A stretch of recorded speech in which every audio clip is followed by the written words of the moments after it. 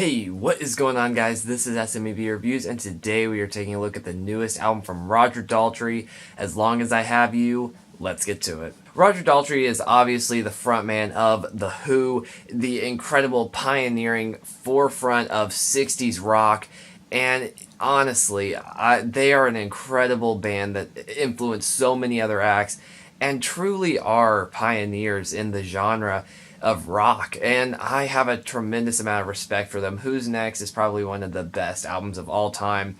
And while The Who is not a band that I have fully explored, I've explored them a lot. They weren't necessarily my style of music. I really do respect them and like them. Just not exactly what I, in my personal time, have explored, but I have heard the majority of their stuff. But honestly, Roger Daltrey is one of the best voices of rock, I think. I mean, of all rock bands, Roger Daltrey has an incredible voice with an incredibly powerful range. And honestly, he is incredible. And this album, I hadn't really heard him in a while. I knew his voice had gone a little downhill, but I hadn't really heard him in a while, so I didn't really know what to expect with this album. This album consists of 9 covers, 2 originals, and honestly, Roger Daltrey's voice, unfortunately with his age, has gone downhill. And I know that is a hard thing. As a music critic, it gives us a lot of a hard time, because obviously when you're looking at a 70-something-year-old man, obviously his voice isn't going to be as good as it was in his 20s or 30s.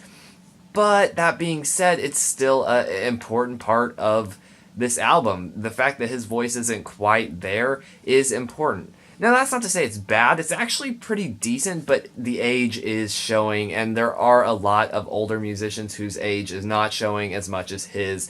And obviously, that's just because of the style of music that he would sing. He can't really do that anymore. Like Paul McCartney is an excellent example, whose voice sounds really good still. That being said, a lot of what Paul McCartney did was much softer, so he didn't have to strain his voice. So in his old age, he doesn't have to strain still. His voice still sounds alright. Roger Daltrey did, and unfortunately it's just left him with not quite as powerful of a voice. Again, that's not to say it's bad, it's just not as good. So, past his voice. The 9 covers are actually pretty big mix-ups from their original. Not all the originals I had heard previously, I have now, but a lot of them are pretty big mix-up, and the title track is probably one of my favorite tracks on this. He really makes it his own, and it sounds really good. He has a lot of power behind it, and it's really incredibly catchy. Unfortunately, one of the examples of his voice kind of backsliding is Certified Rose, one of the original tracks. It's a fine song. I have some minor problems with it, only because he really does make out this woman to be more of a prize and an object rather than an actual person. But I don't think that that's really... I'm not writing it off to being old-fashioned or something. I don't think that that's really what he's saying. It's just poor lyricism kind of made it seem that way. Regardless, it's a slower song that really exposes the weaknesses in his voice. Now, fortunately, one of the tracks that actually highlights his voice well, because it's very soft, he doesn't have to strain his voice, he doesn't have to push himself, it's a much more relaxed and laid-back vocal approach, is Always Heading Home, the other track that was an original. It's a pretty good track. Again, the lyrics are fine. For his 2 tracks, the lyrics are fine. I can't obviously talk about the rest because they were written by other people, but it's fine. It's a good song just because his voice does sound good. It's kind of sweet, and I do like it. I do like that track. Now, to take the rest of the album, here's my biggest overarching problem. I have no reason to ever want to listen to this. Obviously, a lot of these are covers, and then even his songs, they all just sound like 60s rock, and some of them are not from the 60s, but he has turned them into sounding a little more like 60s rock.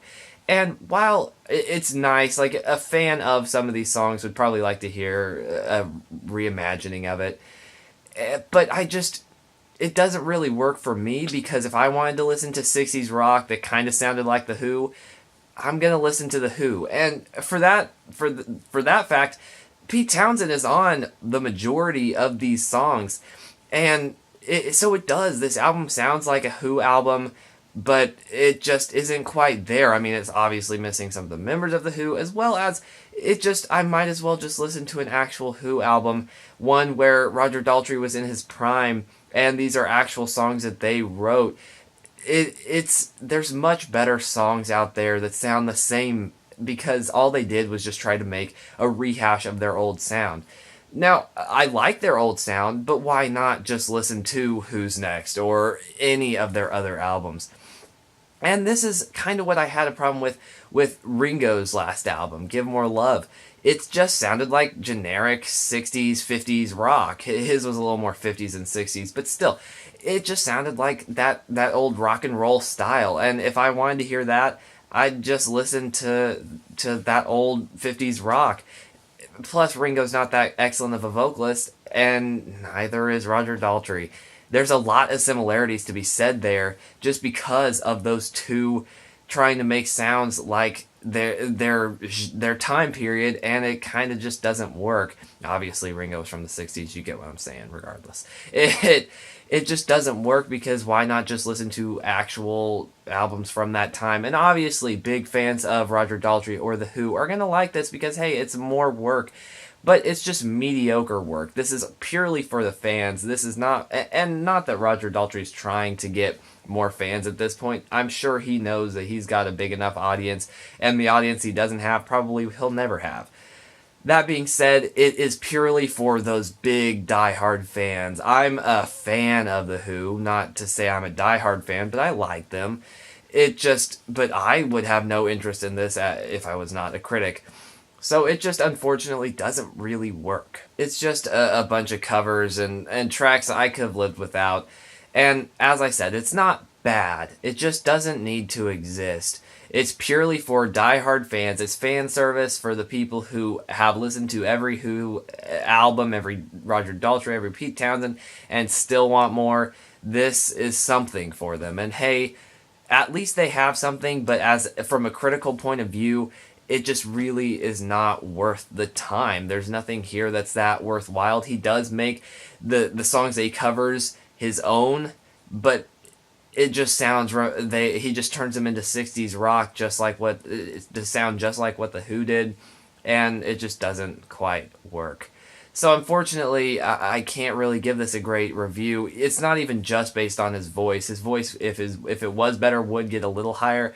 But it's not the biggest detractor here. It's just the lack of differentness. It's all the same. And so that's why I have to unfortunately give this album a 5 out of 10. Thank you guys so much for watching. What did you guys think of this album? Please let me know.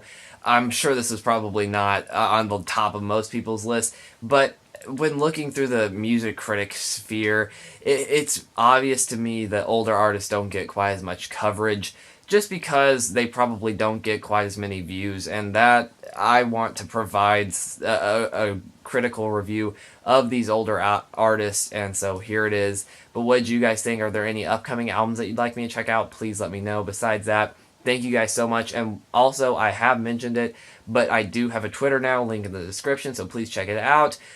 Thank you guys so much, and I'll see you guys later.